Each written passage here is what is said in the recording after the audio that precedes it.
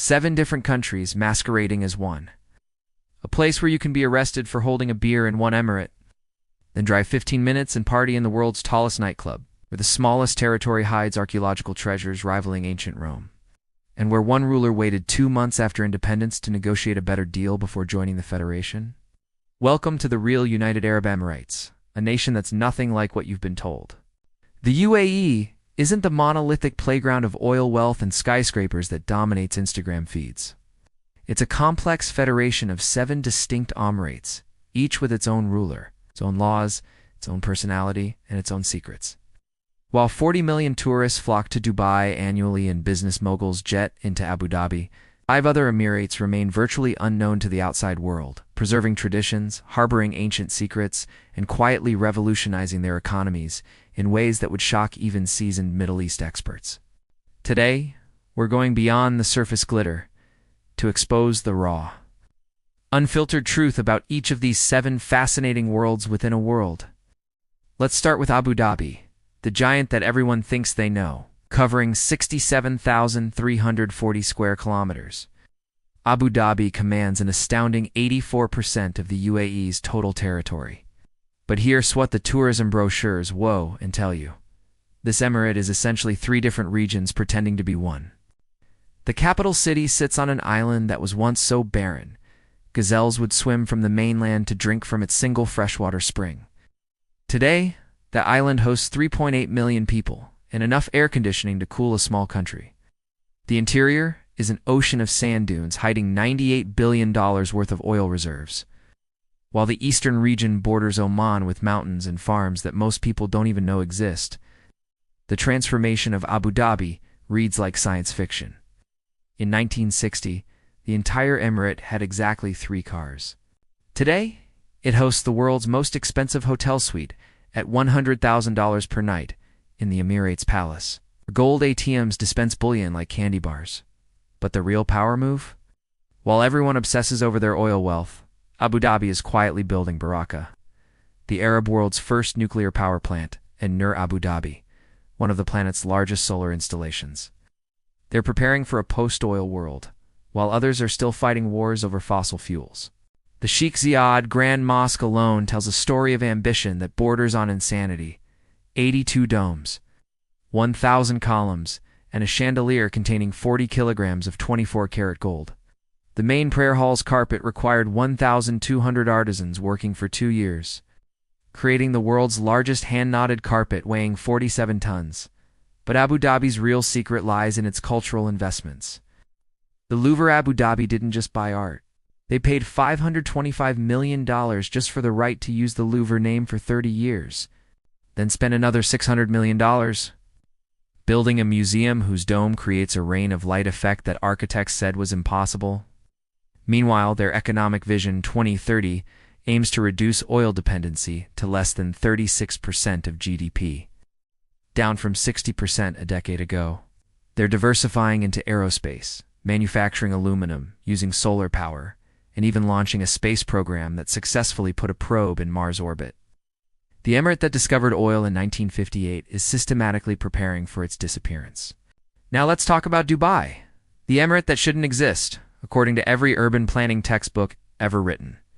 With just 4,114 square kilometers, roughly 5% of the UAE's territory, Dubai has somehow convinced 3.75 million people to live in what is essentially a desert with no natural water sources. The Dubai Creek, a natural seawater inlet, was once the entire reason for the city's existence. The pearl divers and merchants clustered around this creek for centuries. Then something unprecedented happened. Dubai discovered oil in 1966. But instead of becoming dependent on it like everyone expected, they used it as startup capital for the world's most audacious urban experiment. Here's the shocking truth. Petroleum has never exceeded 5% of Dubai's GDP, while their neighbors built oil economies. Dubai built an economy on imagination. It pioneered Islamic finance, opening Dubai Islamic Bank in 1975, creating an entirely new trillion-dollar global industry. They transformed from a fishing village to a global hub by asking one question: what if we built it and they came? The answer became the Palm Jumeirah, an artificial archipelago visible from space that added 78 kilometers of beachfront to a city that had run out of natural coastline. But here's what they don't advertise. These islands are sinking at 5 millimeters per year. And the ecological damage to marine life was so severe that they had to build artificial reefs to compensate. Dubai's demographics reveal the real story. 75 million residents, only about 11% are Emirati citizens. This isn't a city, it's a corporation with residential facilities. Over 200 nationalities live here, making it more diverse than New York or London. The dark side. The kafala system that built these miracles has been compared to modern slavery, with construction workers from South Asia living in conditions that human rights organizations regularly condemn. Yet Dubai continues to break records. The Burj Khalifa stretches 828 meters into the sky, so tall that residents on top floors can watch the sunset twice by taking the elevator down. Dubai Mall receives more annual visitors than New York City. The city has more five-star hotels than most countries. They even built a ski slope in the desert, because why not? The future Dubai is building seems extracted from a fever dream. The Museum of the Future showcases technologies that won't be mainstream for decades. They're testing flying taxis, building a citywide hyperloop. And their police force uses more supercars than some countries have in total. Yet walk into old Dubai, into the gold and spice souk, and you'll find merchants using the same scales their great-grandfathers used, selling frankincense to tourists who don't realize they're participating in a trade route that's existed for 5,000 years. Just 2,590 square kilometers, about 3% of the UAE. But Sharjah is the only emirate with shores on both the Persian Gulf and the Gulf of Oman. Thanks to scattered enclaves like Khor Fakhan and Kalba on the east coast, with 1.8 million residents, it forms part of the greater Dubai Sharjah Ajman metropolitan area. But crossing from Dubai into Sharjah is like traveling between parallel universes. Same family, the Al-Qasimi, has ruled here since the 1600s, maintaining traditions that Dubai abandoned decades ago. Sharjah is where the UAE's cultural heart beats strongest. Alcohol isn't just restricted, it's completely banned. There's no bars, no nightclubs, no wine with dinner. The dress code isn't a suggestion. Women showing knees or shoulders risk fines or worse. Yet this conservatism has preserved something precious. Sharjah hosts nearly 25% of all museums in the UAE, including the Museum of Islamic Civilization with artifacts dating back 1,400 years. The Heart of Sharjah Restoration Project has saved entire neighborhoods of coralstone houses, wind towers, and traditional souk that elsewhere were bulldozed for glass towers. The economic story of Sharjah defies conventional wisdom. In 2023, their GDP hit AED 145, $2 billion, with virtually zero oil revenue. How? It's by becoming the UAE's manufacturing backbone. The Hamria Free Zone hosts over 6,500 companies from 160 countries. Their 3 ports handle everything from automobiles to grain. Sharjah also cornered the education market, hosting branch campuses of international universities, creating a knowledge economy that generates both revenue and prestige. The emirate that bans alcohol produces more graduates per capita than Dubai. But Sharjah's real innovation is cultural economics. The Sharjah Biennial has become the Middle East's most important contemporary art event. The Sharjah International Book Fair moves more Arabic titles than any other event globally. They've proven that conservative Islamic governance and modern economic development aren't mutually exclusive. The emirate serves as a bedroom community for Dubai's workforce, offering rents 50% lower, creating a daily migration of hundreds of thousands who work in liberalism but sleep in conservatism. Agaman, the mighty mouse of the Emirates, spans just 260 square kilometers, 0.3% of the UAE's territory. You could drive across it in 20 minutes without hitting traffic. Yet this tiny emirate of 504,000 people punches far above its weight. Founded by the Al-Nu'ami tribe in 1775, Agaman was recognized by the British as an independent sheikhdom in 1820, beginning a relationship that would last until 1971. The Agaman Fort, built in the late 18th century, now houses a museum displaying everything from ancient manuscripts to pearl diving equipment, telling the story of a place that refused to disappear. The economic miracle of Agaman is hidden in plain sight. Drive through any major city in the Middle East, and you're likely walking on Ageman's tiles, sitting on furniture made with Ageman's materials, or living in buildings constructed with Ageman's cement. The Emirate transformed itself into the UAE's manufacturing hub for construction materials. The Ageman Free Zone hosts over 11,000 companies from 100 countries, all crammed into this tiny space. The Chinese business community here is so large that street signs appear in Arabic, English, and Mandarin. What makes Agamon fascinating is its embrace of middle-class normality in a region obsessed with superlatives. No world's tallest anything, no seven-star hotels, just solid infrastructure and reasonable prices. The Emirate allows alcohol in hotels, unlike Sharjah, but doesn't flaunt it like Dubai. The Ageman Museum showcases a 4,000-year-old tomb, discovered in the Al Muwayhat area, proving this tiny emirate has been continuously inhabited since the Bronze Age. The traditional Dhow building yards still operate, constructing wooden ships using techniques passed down through generations. While just kilometers away, modern factories produce satellite dishes and fiber optic cables. Al Quain represents the UAE that could have been, with 720 square kilometers and barely 80,000 residents. It's frozen in amber while its neighbors race toward tomorrow. The name means Mother of Two Powers, referring to its historic control of both land and sea routes. Today it's the Federation's forgotten child, receiving federal subsidies to maintain basic services while its indigenous population clings to fishing and farming as their ancestors did. The emirate spreads across a peninsula surrounded by mangrove-lined lagoons, creating a natural paradise that elsewhere would be developed into resort cities. But UAQ harbors a secret that archaeologists consider one of the most significant in the Arabian Peninsula. Edor, a 5-square-kilometer site dating to the 1st century CE, was once a thriving port city connecting the Roman Empire to India and China. Excavations have uncovered Roman glass, Indian pottery, and Persian coins, proving this sleepy emirate was once a crucial node in ancient globalization. The site remains largely unexcavated, secrets buried under sand while tourists flock to see Dubai's recreated heritage villages. The Al Muwalla family has ruled since 1768, making them one of the oldest continuous ruling dynasties in the Gulf. Their economic strategy seems almost anti-modern. Instead of mega-projects, they focus on environmental preservation. The Sinai Island Marine Protected Area shelters Arabian gazelles, sea turtles, and migratory birds.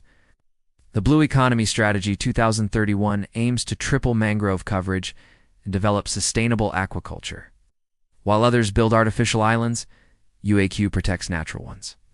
The Dreamland Aqua Park, ironically the UAE's largest water park, sits in its least developed emirate, attracting families seeking affordable fun away from Dubai's premium prices. Ras Al Khaimah tells the story of strategic patience. Covering 1,684 square kilometers in the UAE's far north, RAK waited until February 10, 1972, 2 months after independence, to join the Federation. Why? The ruler wanted guarantees that RAK's interests wouldn't be subordinated to the oil giants. He got them, including maintaining separate judicial systems and greater autonomy over local affairs. This negotiation set the template for RAK's entire development strategy. Never rush, always negotiate, build for the long term. The geography of RAK reads like a greatest hits album of Middle Eastern landscapes. The Hajar Mountains dominate the interior, with Jebel Jay's peak reaching 1,934 meters, high enough to occasionally see snow. The 64-kilometer coastline offers pristine beaches. Ancient wadis cut through mountains, creating oases. The 7,000-year continuous human habitation makes it older than Egypt's pyramids. The medieval port of Julfor was so prosperous that Chinese pottery and African ivory have been excavated here, proving RAK was globalizing before globalization was cool. Without oil, RAK industrialized through determination. RAK Ceramics became the world's largest tile manufacturer, producing 120 million square meters annually. Julfor Pharmaceutical Company exports medicine to 50 countries. The Sakhar port handles 60 million tons of cargo yearly. But RAK's masterstroke was tourism diversification. Instead of competing with Dubai's luxury, they created adventure tourism. The Jebel Jay zip line holds the Guinness record for world's longest, sending thrill seekers flying at 150 kilometers per hour across mountain valleys. By a ferrata climbing routes, mountain biking trails, and camping sites attract outdoor enthusiasts to landscapes most associate with Switzerland, not the Arabian Peninsula. Rak's ruler traditionally serves as the intellectual of the Emirates, promoting education and cultural preservation. The emirate hosts multiple archaeological sites on UNESCO's tentative list. The abandoned pearl diving village of Al Jazeera Al Hamra stands perfectly preserved, its coral stone houses and mosques offering an authentic glimpse of royal life. The Deya Fort, the only hilltop fort still standing in the UAE, was the site of the last battle against British colonial forces in 1819, a reminder that Rak has always charted its own course. Finally, Fudra, the emirate that faces the wrong way. While 6 emirates crowd the Persian Gulf coast, Fujairah claims 1,450 square kilometers along the Gulf of Oman, making it the only emirate with exclusively Indian Ocean access. This geographic quirk changes everything. The climate is more moderate, with actual rainfall creating seasonal waterfalls. The Hajar Mountains trap moisture, allowing agriculture impossible elsewhere. With 317,000 residents, it's the only emirate where you might forget you're in a desert country. The Al-Sharqi family has ruled since 1808. When they declared independence from Sharjah and fortified their position in the mountains, that independent streak continues. Fujairah's location outside the Strait of Hormuz, through which 40% of global oil exports flow, makes it strategically vital. The Abu Dhabi crude oil pipeline terminates here, allowing oil export even if the strait closes. The port of Fujairah has become the world's second-largest bunkering hub after Singapore, servicing ships avoiding the Persian Gulf's geopolitical tensions. But Fujairah's treasures are natural and historical. The Al-Bidiyah Mosque, built around 1446, is the UAE's oldest functioning mosque. Its unique architecture, featuring 4 domes supported by a single central pillar, defying conventional Islamic design. Wadi al-Wuraya contains the UAE's only year-round waterfall, feeding pools where locals have swum for centuries.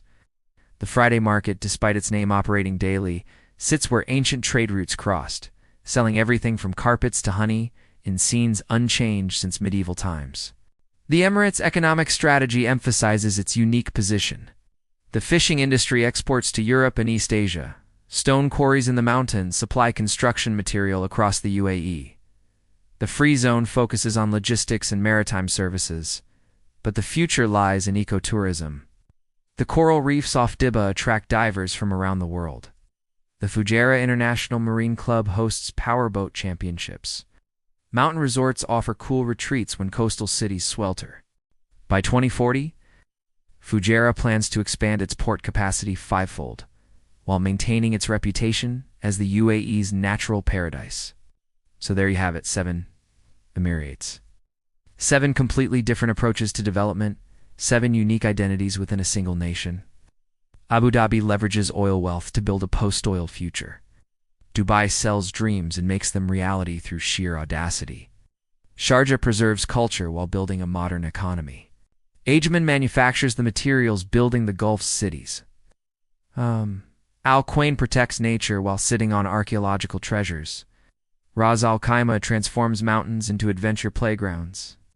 Fujairah guards the back door while cultivating its garden. Together, they form a federation that's less a country than a collection of experiments in how Arab societies can modernize while maintaining their identities. The United Arab Emirates isn't what you think it is. It's not a playground for the ultra-rich or a sterile business hub or a cultural wasteland. It's 7 different answers to the question of how traditional societies adapt to sudden wealth and rapid change.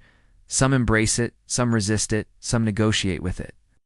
But all 7 prove that there's no single path to development, no universal model for progress. In a world increasingly homogenized by globalization, the UAE's internal diversity offers lessons we're only beginning to understand.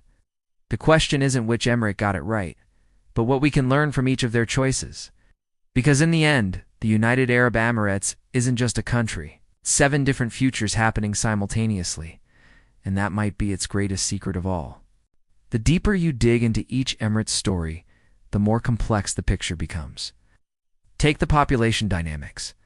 In Abu Dhabi, Emirates make up about 19% of the population, maintaining stronger cultural control. In Dubai, they're just 11%, creating a unique situation where the indigenous population is a minority in their own land. Sharjah tries to maintain a 50-50 balance through strict visa controls. The Northern Emirates still have Emirati majorities, preserving traditional social structures that have vanished elsewhere. The legal variations between Emirates create surreal situations. In Sharjah, an unmarried couple holding hands risks arrest, while in Dubai, they might be shopping for a shared apartment. Ras Al Khaimah allows alcohol in hotels, but prohibits public intoxication more strictly than Dubai. Fujairah's courts follow different procedures than federal courts, sometimes reaching different verdicts for similar crimes. Each Emirates ruler has the power to overturn court decisions, creating 7 different interpretations of justice within one country. The economic disparities tell another story. Abu Dhabi's sovereign wealth funds control over $1.5 trillion in assets, making it one of the richest governments per capita on Earth.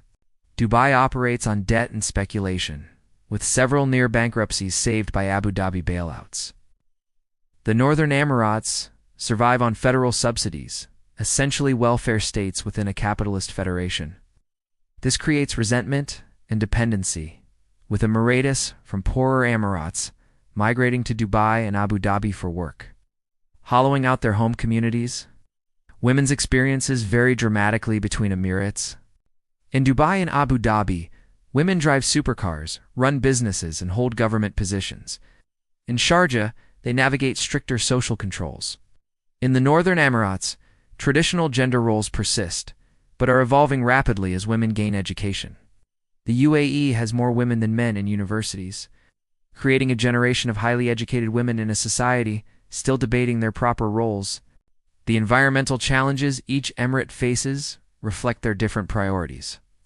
Dubai's ecological footprint per capita ranks among the world's highest, with air conditioning alone consuming 70% of electricity.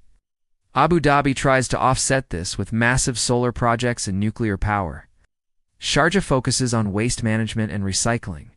The Northern Emirates, with smaller populations and less development, inadvertently preserve more natural habitats.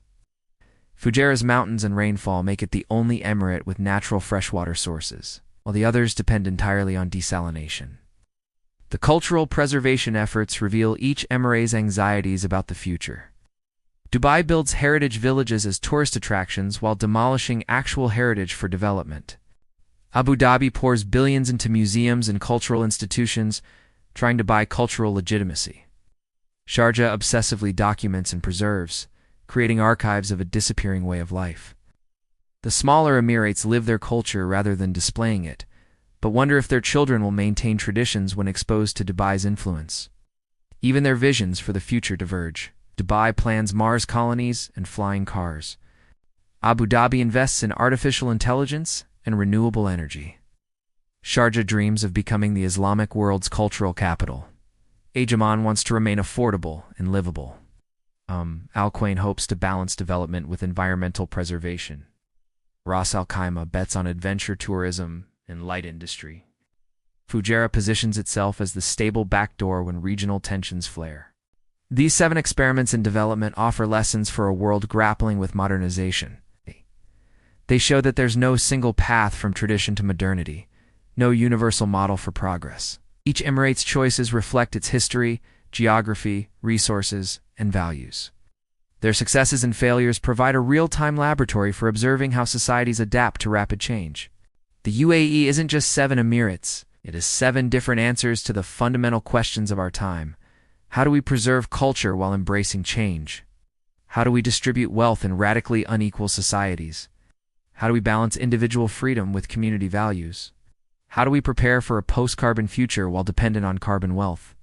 As you leave the glittering towers and return to wherever you call home, remember that the United Arab Emirates isn't a country in any traditional sense.